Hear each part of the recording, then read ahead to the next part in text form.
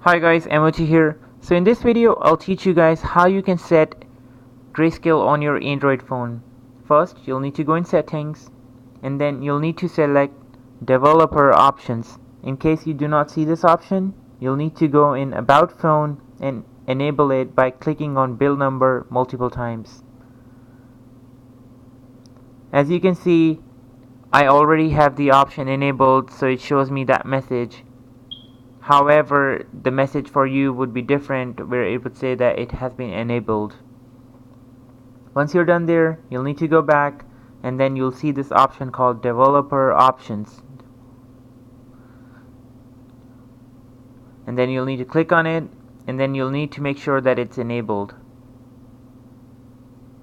Once you do that, you'll need to scroll down to hardware, accelerated rendering, and then inside that you'll see that option called simulate color space.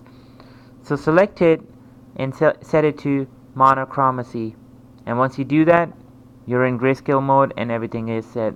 Thank you for watching, and like this video if you find it useful.